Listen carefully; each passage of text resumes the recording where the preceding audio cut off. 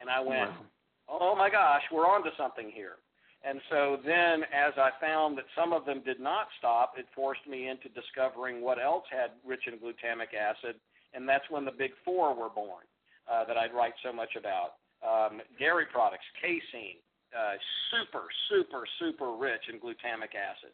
Soy has almost more glutamic acid than wheat and casein combined. It's the richest source of glutamic acid on the planet.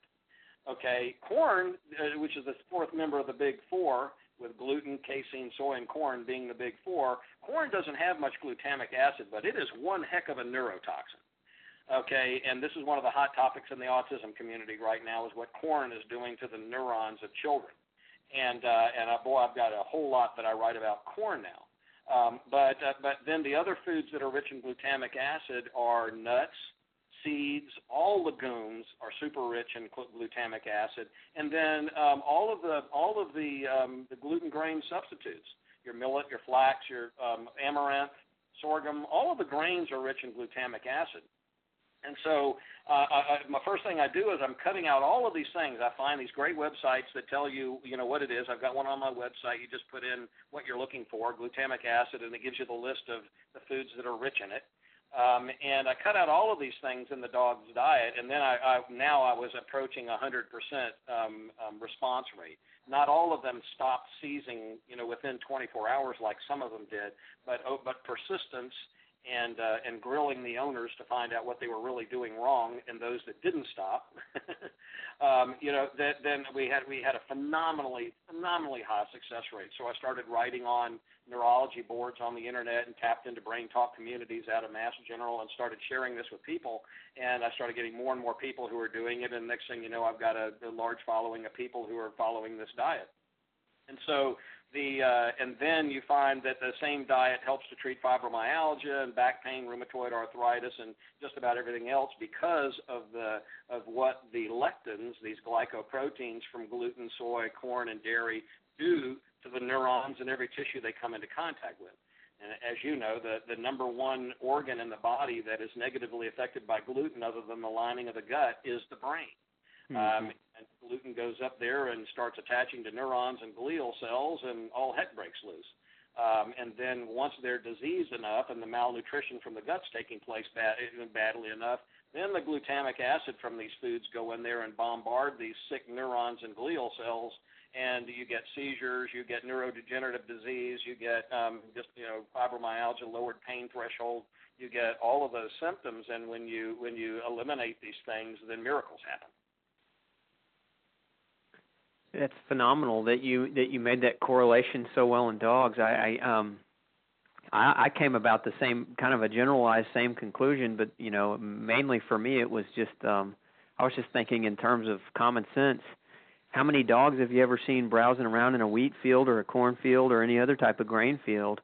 That's and right. just grazing on the stuff. They're chasing animals, or they're hunting in packs. They're eating meats, and they're scavengers to a large degree too, picking things up off the ground. But never do you see them eating the grains. But that's phenomenal that you were kind of able to piece that together, the glutamic acid concentration. I think that's really important for our listeners to hear.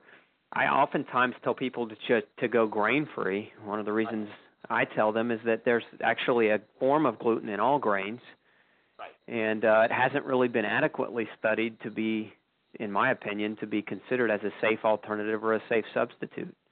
Right. And when you consider the high rate of refractory disease in patients with celiac, and when you consider the high rate of subsequent autoimmune diagnoses in these patients, they just don't get better. They get some better, but they just don't get fully better. Then it all kind of starts to make sense a little bit.